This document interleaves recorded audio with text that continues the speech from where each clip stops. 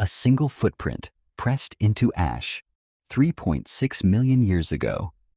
Not fossilized bone, not stone tools, just a print, the weight of a heel, the roll toward the toes, left by something walking upright across a volcanic plain in what is now Tanzania.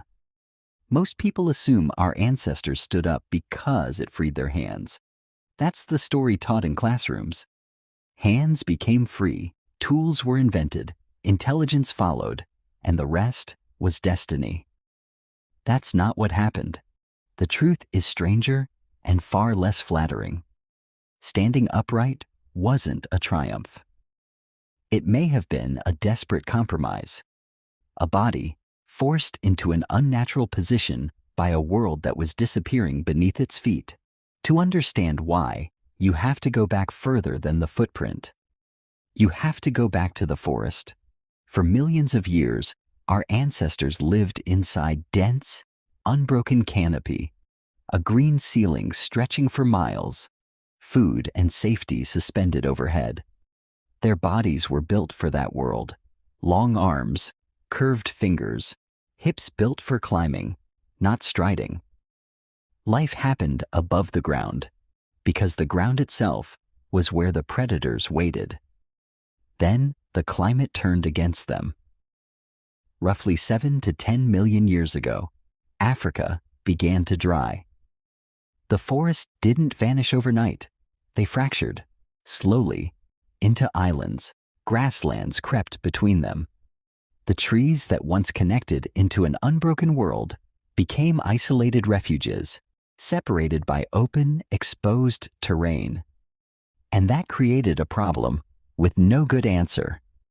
Because now, to reach the next patch of forest, the next fruiting tree, the next source of shelter, something had to cross open ground, ground with no canopy, no hiding place, ground where a four-legged primate, hunched and slow, was exposed in every direction to eyes that had evolved for exactly this kind of opportunity.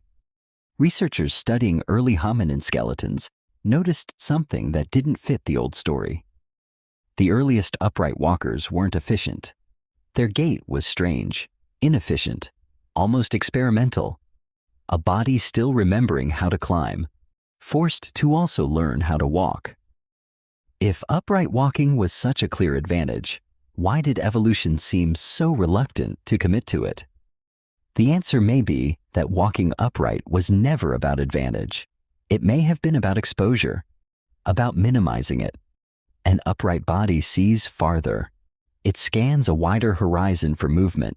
It uses less surface area under direct equatorial sun, staying cooler on ground where shade no longer existed. And critically, in the calculus of a prey animal, it looks, just for a moment, larger and more alert to whatever predator might be calculating whether an ambush was worth the risk. None of that sounds like progress.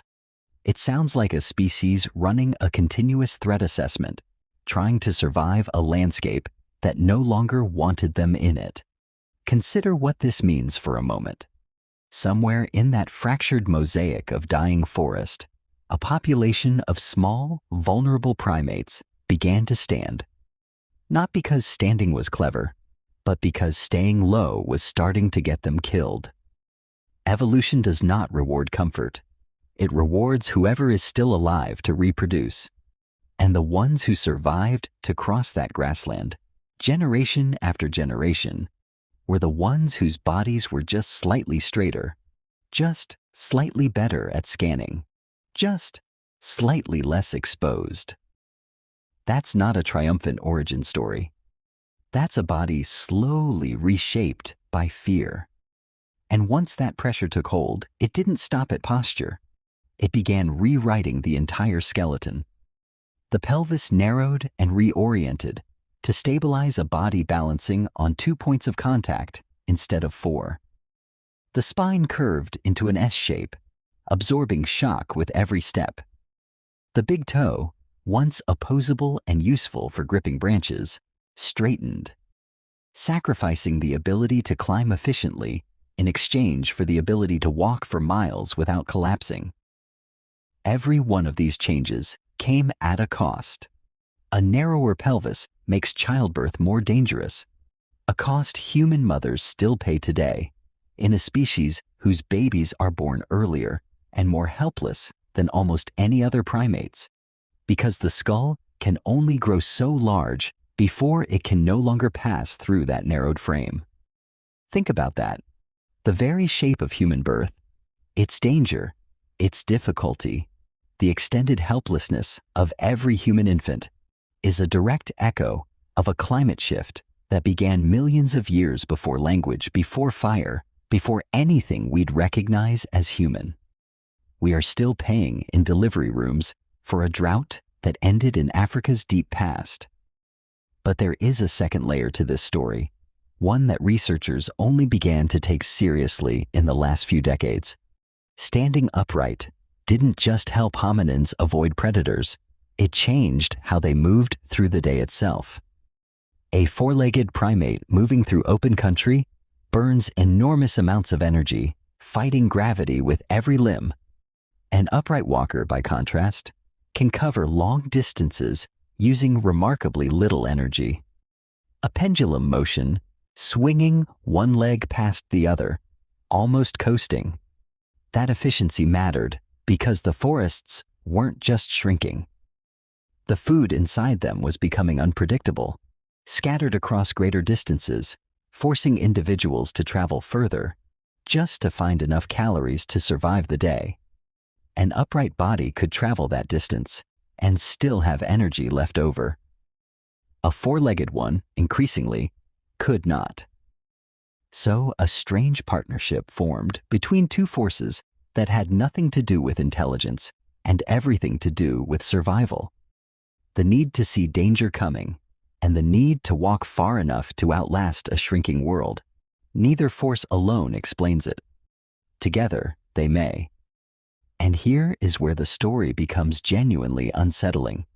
Because for a long time, this upright body offered almost nothing else. No larger brain, no fire, no weapons worth the name.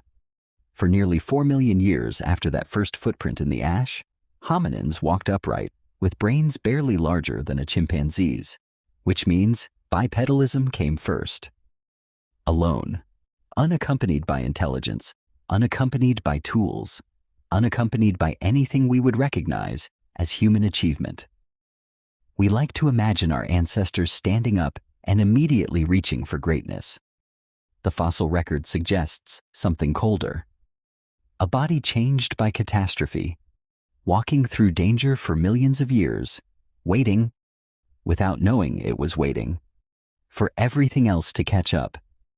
Only later, once the hands were reliably free and the body could travel and search without exhausting itself, did the brain begin its long, slow expansion. Some researchers now argue the two were never separate at all. That a body freed to travel and forage more efficiently created the conditions over unimaginable stretches of time for a brain that needed more calories than any primate brain before it. If that's true, then the humble act of a shrinking forest and a body forced upright to survive it may be the first domino in the long chain that eventually produced everything we call civilization. Cities, language, art, the very sentence you're hearing now. All of it, perhaps, downstream of a drought. There's a strange kind of vertigo in that thought. We tend to imagine our intelligence as the engine of our success, the thing that set us apart, that we earned through some superior capacity for thought. But the body came first. The brain was a passenger for millions of years, carried by legs that learned to stand only because lying low was no longer safe. Stand up right now if you can. Feel the peculiar effort of it, the constant, unconscious muscular adjustment required just to remain vertical. Something no other primate on Earth does as its default resting state. That effort is not natural. It was never meant to feel effortless. It is the fossil of a crisis, worn into your nervous system, repeated in every generation since a forest disappeared and left something small and frightened, standing exposed on the grass. You have inherited a body built by fear, walking now through a world it could never have imagined. Still balancing, still adjusting, still, in some very real sense, still crossing that same open ground. Like and subscribe. See you in the next.